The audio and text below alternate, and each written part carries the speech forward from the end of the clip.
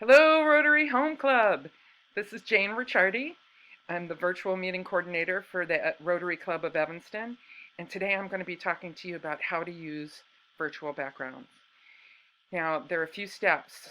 What do we have to do? First, we have to check to see if our computer has the right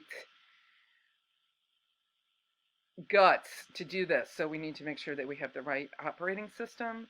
We need to make sure that we have the right kind of processors, and I'm going to show you how to do that. This particular video is for Macs. I need to borrow somebody's PC so I can make a PC video. The PC we have at home is so old, belongs in a museum next to a manual typewriter from like 1875. So let's get into the very first step.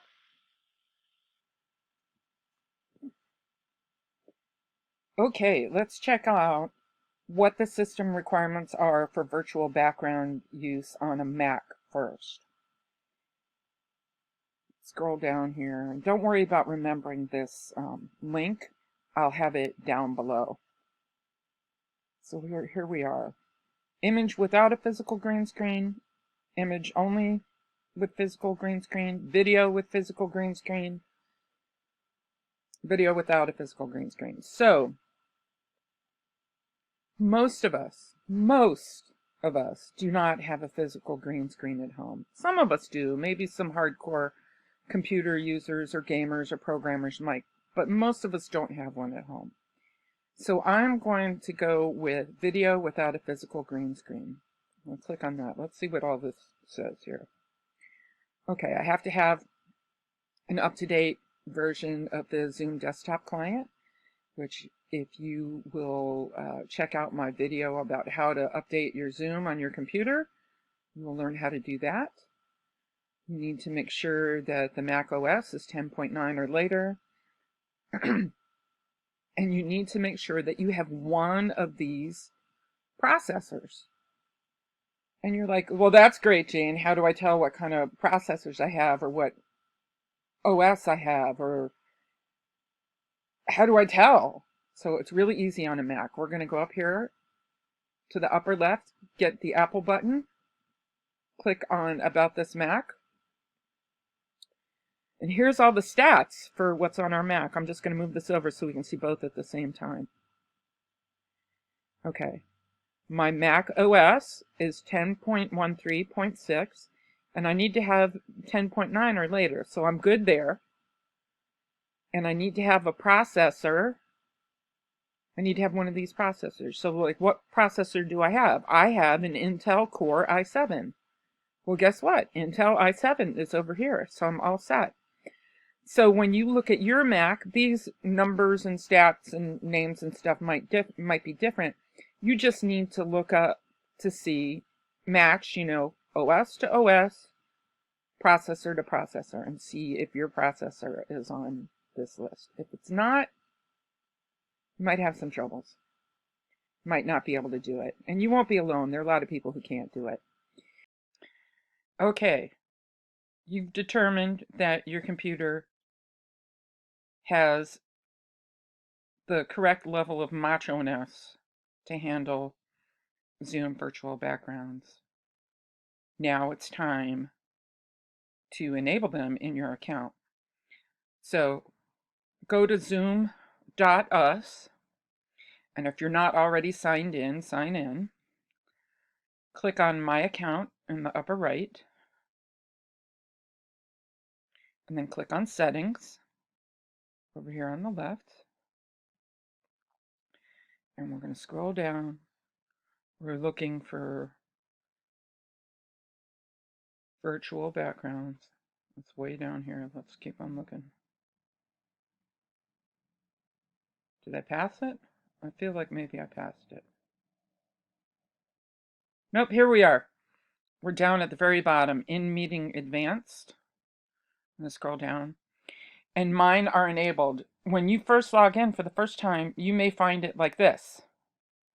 Or if your computer doesn't have the chops, it may be like this. So turn it on. Okay, here you are.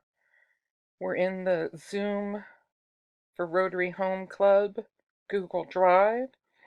There's a folder called Virtual Backgrounds for Zoom.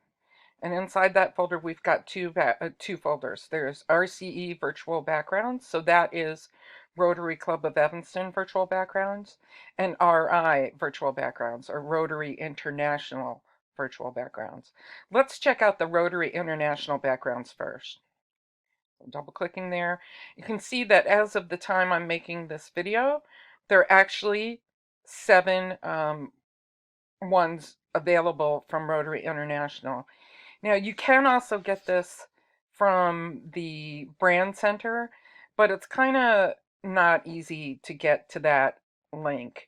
I will also include it in the description below, just in case you're not an Evanston, a Rotary Club for Evanston member, and you are coming to this from some other way. I'll include the link below how to get to these on the Rotary International site. But let's take a look at these. Let's click on one right here, double click. Come on, double click. Okay, so it's opening up a preview, and we can actually page through all of them right from here. So it's a lovely red one for End Polio Now. Red's my favorite color, so I really like it. And then we've got one of these with the beautiful string wave pattern in the back. And then we've got one of these, which I believe is called a Step and Repeat. And a beautiful Rotary Response one with that Rotary Royal Blue. And one with that tealy color for Stay Connected. And another one with that that wave in the background. And this beautiful one of the Earth. So that's all 7 of them here in that folder from Rotary International at the time of this recording.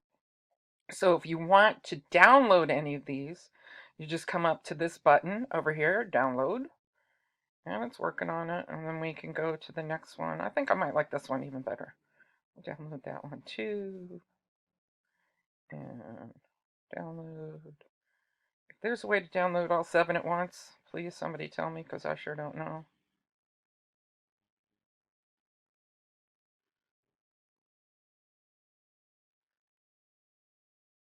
I think that's the last one. Okay, so let's go back out to the folder. Now let's go check out the ones for Rotary Club of Evanston. So here's a lovely photo our very own Karen Crane took, especially for this background. This one is with the darker color up at the top in the background. If you have lighter colored hair or gray hair like me, your head will show up better on this background. And on this other version, if you've got darker hair, your hair will show up better on this background. So we always think about these important stylistic choices when we do these things. And we've got a few more. We've got a pale blue background with 100 years of service, a dark blue background, 100 years of service, and then a big 100 years of service, similar to what's on our t-shirt.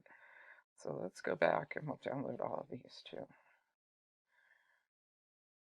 Download, download, download, download. One more, I think. Download. Go back up